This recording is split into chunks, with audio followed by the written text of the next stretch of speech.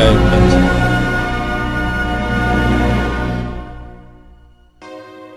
പുരോഹിതന്മാരെ കേൾപ്പീൻ, ഇസ്രായേൽ ഗൃഹമേ ചെവിക്കൊൾവീൻ, രാജഗൃഹമേ ചെവി തരുവീൻ. നിങ്ങൾ മിസ്പയ്ക്കൊരു കെണിയും താബോരിന്മേൽ വിരിച്ച വലയുമായി തീർന്നിരിക്കുകൊണ്ട് ന്യായവിധി നിങ്ങൾക്ക് വരുന്നു. മത്സരികൾ വഷളത്വത്തിൽ ആണ്ടുപോയിരിക്കുന്നു.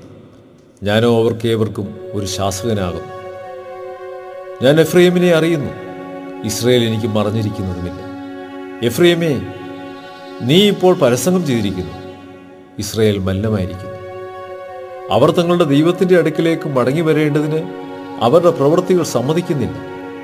പരസംഗമോഹം അവരുടെ ഉള്ളിലുണ്ട്, അവർ യഹോവയെ അറിയുന്നതുമില്ല. ഇസ്രായേലിൻ്റെ അഹംഭാവം അവൻ്റെ മുഖത്ത് സാക്ഷീകരിക്കുന്നു. അതുകൊണ്ട് ഇസ്രായേലും എഫ്രൈമും തങ്ങളുടെ അകൃത്യത്താൽ ഇടറി വീഴും, യഹൂദയും അവരോടുകൂടെ ഇടറി വീഴും. യഹോവയെ അന്വേഷിക്കേണ്ടതിന് അവർ ആടുകളെയും കന്നുകാലികളെയും കൊണ്ടുചെല്ലും, എങ്കിലും അവർ അവനെ കണ്ടെത്തുകയില്ല. അവൻ അവരെ വിട്ടുമാറിയിരിക്കുന്നു. അവർ അന്യപുത്രന്മാരെ ജനിപ്പിച്ചിരിക്കൊണ്ട് അവർ യഹോവയോട് വിശ്വാസപാതകം ചെയ്തിരിക്കുന്നു.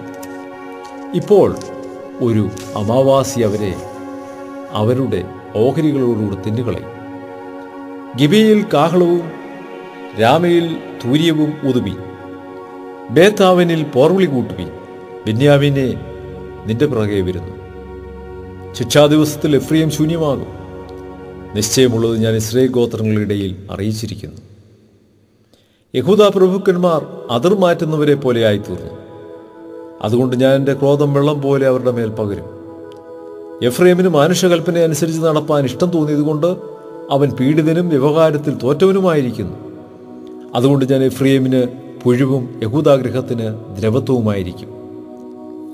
എഫ്രൈം തൻ്റെ വ്യാധിയും യഹൂദ തൻ്റെ മുറിവും കണ്ടപ്പോൾ എഫ്രൈം അശൂരിൽ ചെന്ന് യുദ്ധതൽപരനായ രാജാവിൻ്റെ അടുക്കൽ ആളയച്ചു.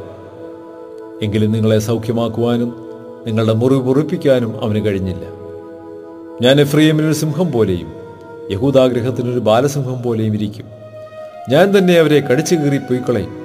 ഞാൻ പിടിച്ചുകൊണ്ടുപോകും, ആരും വിടുവിക്കുകയുമില്ല.